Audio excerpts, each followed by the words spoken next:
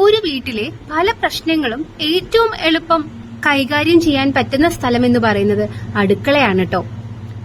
എന്താന്ന് നിങ്ങളിപ്പോ വിചാരിക്കുന്നുണ്ടാവും കേട്ടോ. കാരണം ഒരു അടുക്കളയിൽ വളരെ ചുരുക്കം ആളുകൾ മാത്രമേ പെരുമാറാറുള്ളൂ. ആ പെരുമാറുന്നവരുടെ ഇടയ്ക്കാണെങ്കിലോ വളരെയേറെ പ്രശ്നങ്ങൾ ഉണ്ടാവും താനും.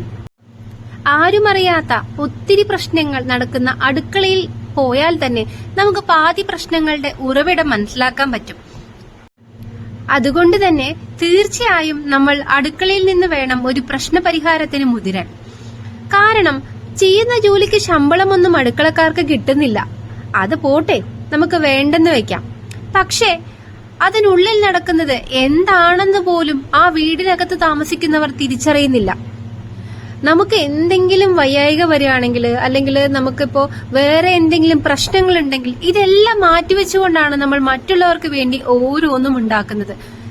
അതത്ര വലിയ പരിപാടിയൊന്നും അല്ല എന്ന് ചിന്തിക്കാം നമ്മളിൽ പലരും. പക്ഷെ ഒന്ന് ഓർത്തു നോക്കൂ, നിങ്ങൾക്കൊരു കൈവേദനയോ കാലുവേദനയോ വന്നിട്ട് ഒന്ന് ഇരിക്കാൻ, മനസ്സമാധാനത്തോടെ ഒന്ന് ഇരിക്കാൻ നിങ്ങൾക്ക് പറ്റാറുണ്ടോ?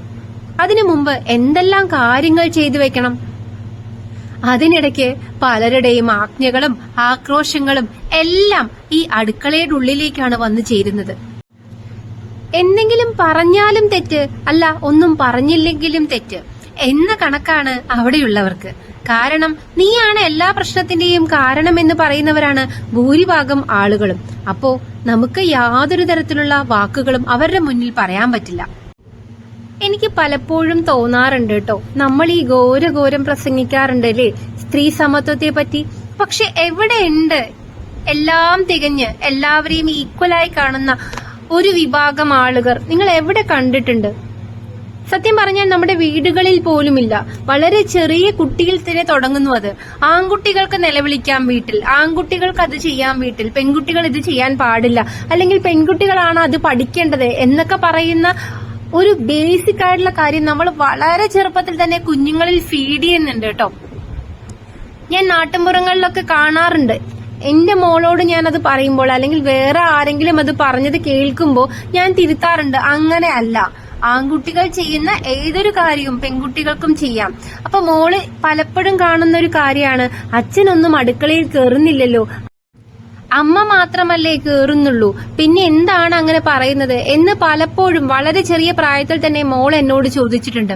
അതിന് വ്യക്തമായൊരു മറുപടി കൊടുക്കാൻ എന്നെ കൊണ്ട് പറ്റിയിട്ടില്ല. അത് ഞാൻ പലരോടും അവതരിപ്പിച്ചാലും അവർക്കും വ്യക്തമായിട്ടുള്ള മറുപടി ഇല്ല. കാരണം ഓപ്പോസിറ്റ് നിൽക്കുന്ന ഒരാൾക്ക് തോന്നണം അത് നമുക്കും കൂടി ചെയ്യേണ്ടുന്ന ഒരു ജോലിയാണെന്ന്. അവിടെ തന്നെ സമത്വമില്ല. പിന്നെ എങ്ങനെയാണ് നമ്മൾ ഈ ഘോരം സമത്വത്തെ കുറിച്ച് പറയുന്നത്? മിനിമം സുരക്ഷ കരുതലോ നൽകാൻ കഴിയാത്തിടത്താണ് നമ്മൾ ഈ സമത്വത്തെക്കുറിച്ച് പറയുന്നത്. അപ്പോ നിങ്ങൾ ആദ്യം കൊടുക്കേണ്ടത് സുരക്ഷയും കരുതലുമാണ്. അതിനുശേഷം പറ്റുമെങ്കിൽ കുറച്ച് സമത്വവും ആവാം, അല്ലേ?